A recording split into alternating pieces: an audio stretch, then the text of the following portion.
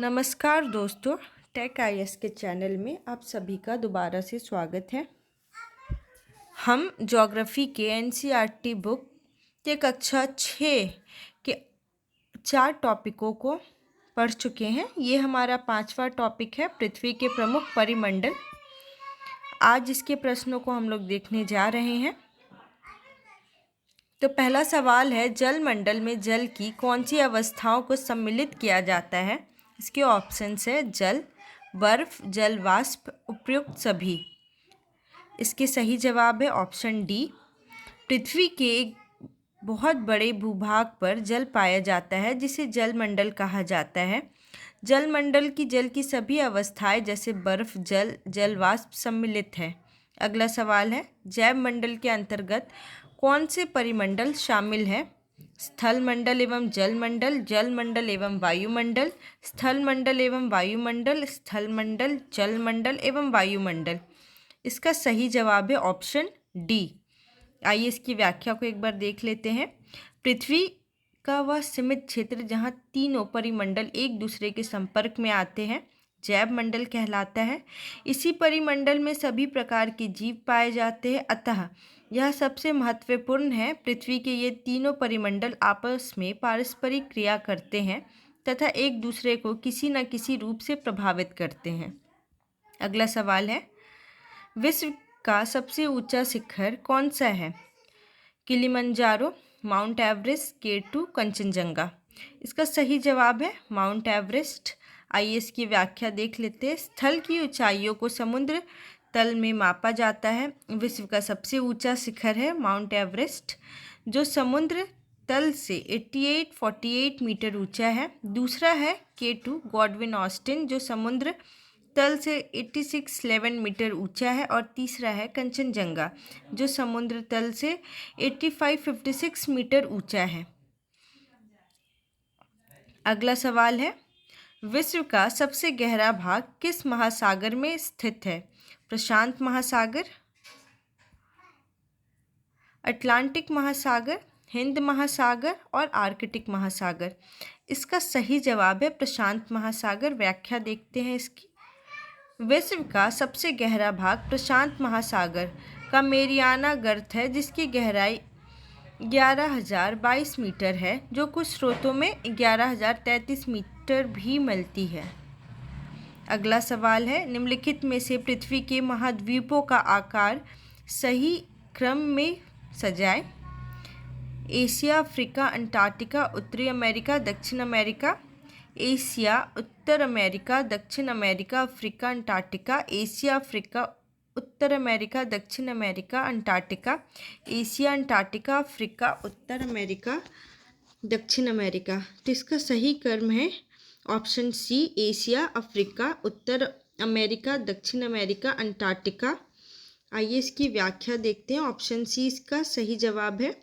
पृथ्वी के महाद्वीपों का आकार के अनुसार क्रम है एशिया, अफ्रीका, उत्तर अमेरिका, दक्षिण अमेरिका, अंटार्कटिका, यूरोप और ऑस्ट्रेलिया।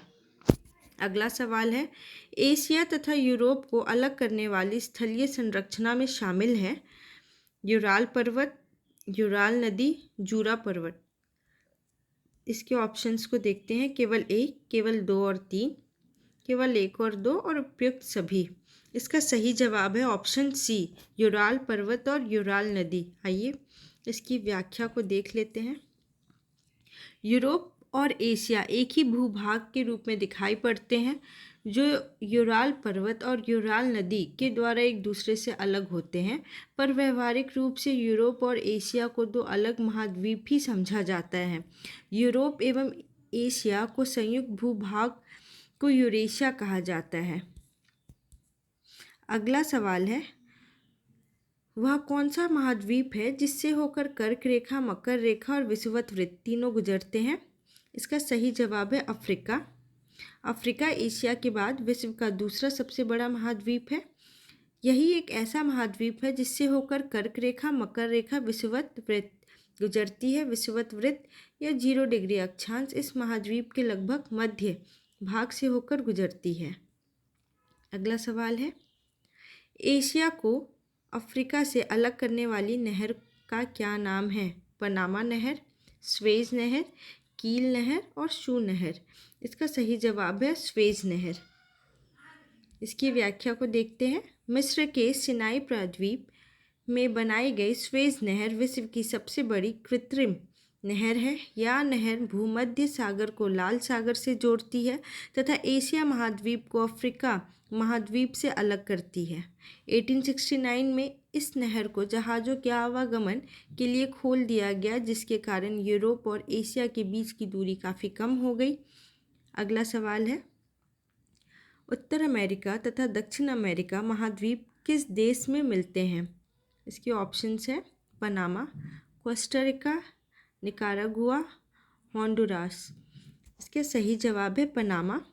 उत्तर अमेरिका तथा दक्षिण अमेरिका महाद्वीप पनामा देश की पूर्वी सीमा के एक सक्रिय स्थल से जुड़े हैं, जिसे पनामा स्थल संधि कहा जाता है तथा यह स्थल संधि अटलांटिक महासागर को प्रशांत महासागर से अलग करती है।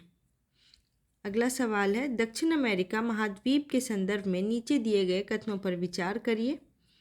इस महाद्वीप के पूर्व में प्रशांत महासागर एवं पश्चिम में अटलांटिक महासागर है। विश्व की सबसे लंबी पर्वत श्रृंखला एंडीज इसके उत्तर से लेकर दक्षिण की ओर फैली हुई है। इस महाद्वीप में विश्व की सबसे बड़ी नदी अमेजॉन बहती है।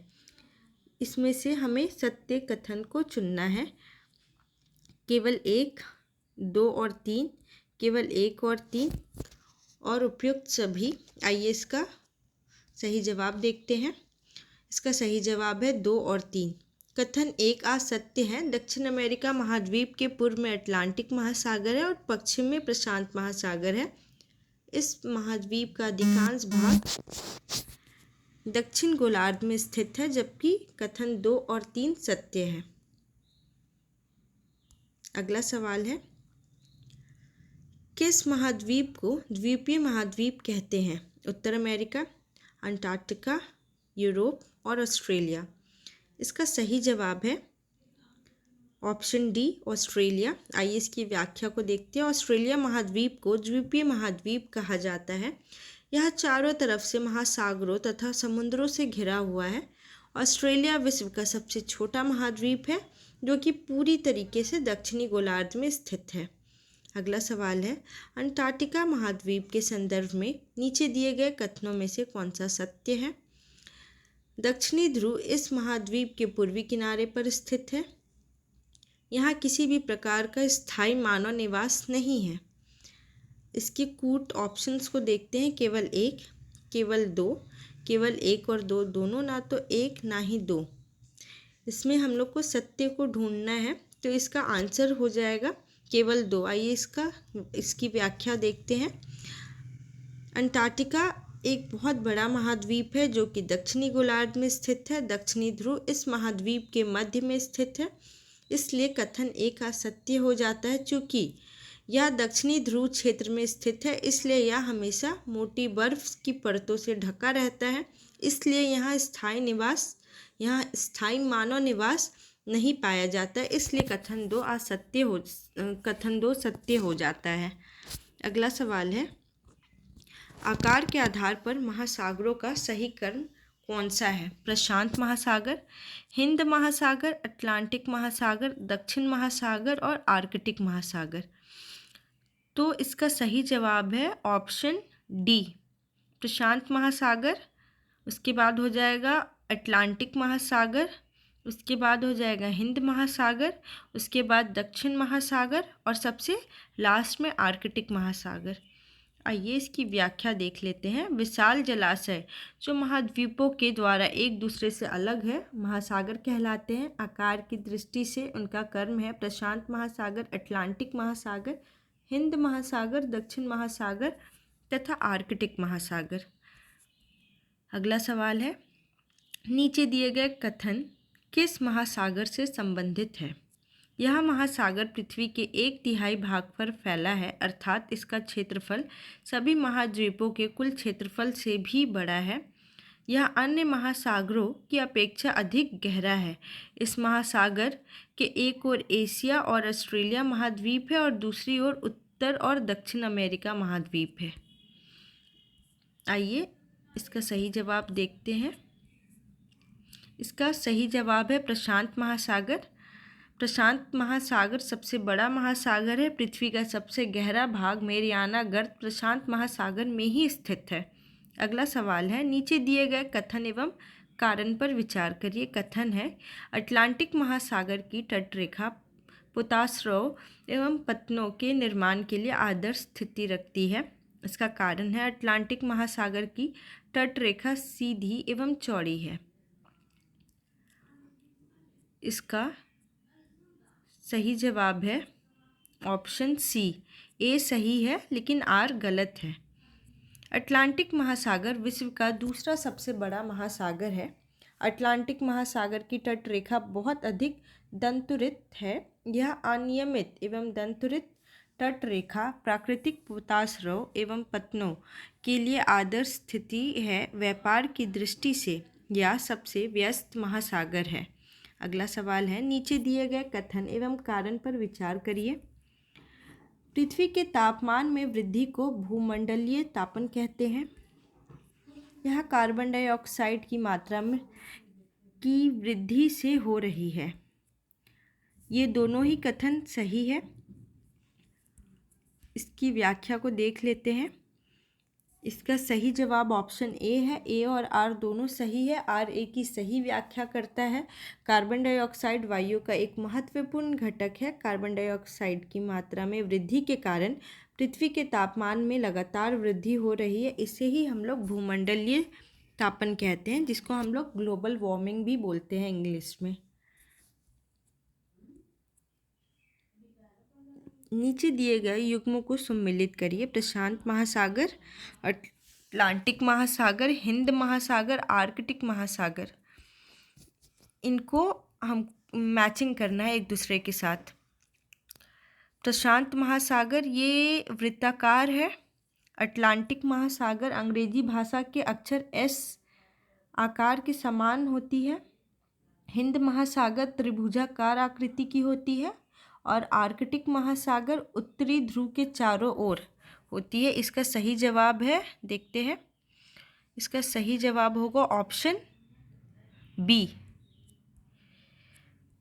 प्रशांत महासागर लगभग वृत्ताकार है। एशिया, ऑस्ट्रेलिया, उत्तर एवं दक्षिण अमेरिका इसके चारों ओर स्थित है। अटलांटिक महासागर अंग्रेजी भाषा वर्णमाला के एस अक्षर के आकार का है। हिंद महासागर ही एक ऐसा सागर है जिसका नाम किसी देश पर यानी भारत के नाम पर रखा गया है। यह महासागर लगभग त्रिभुजाकार है। इसके उत्तर में एशिया, पश्चिम में अफ्रीका एवं पूर्व में ऑस्ट्रेलिया स्थित है। आर्कटिक महासागर उत्तरी ध्रुव में स्थित है तथा यह उत्तरी ध्रुव के चारों ओर फैला है। अगला सवाल है, वायुमंडल के मध्य मंडल किन दो मंडलों के बीच पाया जाता है? क्षोभ मंडल और समताप मंडल, समताप मंडल और आयन मंडल, बहिर्मंडल और आयन मंडल, इनमें से कोई नहीं। इसका सही जवाब है ऑप्शन बी, समताप मंडल और आयन मंडल। वायुमंडल को, उसके घटकों, तापमान और अन्य आधार पर 5 परतों में बांटा गया है। इन परतों को पृथ्वी की सतह से शुरू करते हुए क्षोभ मंडल, समताप मंडल, मध्य मंडल, आयन मंडल और बहिर्मंडल कहा जाता है। अगला सवाल है, नीचे दिए गए कथनों पर विचार करिए। वायुमंडल में उपस्थित नाइट्रोजन गैस सभी प्रकार के जीवधारियों की वृद्धि में सहायक होते हैं। कार्बन डाइऑक्साइड गैस पेड़ पौधों की वृद्धि में सहायक होती है। इनमें से हमको सत्य कथन को ढूंढना है, बताना है। केवल एक, केवल दो, एक और दो दोनों और इनमें से कोई नहीं। तो ये दोनों ही कथन सत्य है। आइए इसकी व्याख्या देखते हैं। वायुमंडल में 78% नाइट्रोजन, 21% ऑक्सीजन और 1% अन्य सभी गैसें हैं। वायुमंडल में उपस्थित नाइट्रोजन गैस सभी प्रकार की जीवधारियों की वृद्धि में सहायक होती है। ऑक्सीजन सांस लेने के लिए आवश्यक है। कार्बन डाइऑक्साइड बहुत कम मात्रा में है, लेकिन यह पृथ्वी के द्वारा छोड़ी गई ऊष्मा को अवशोषित करती है, जिससे पृथ्वी गर्म रहती है और यह पौधों की वृद्धि के लिए भी आवश्यक होते हैं। तो आज का टॉपिक यहीं तक का था फ्रेंड्स। इसके बाद हम लोग पृथ्वी के प्रमुख स्थल रूप स्टार्ट करने जाएंगे। धन्यवाद।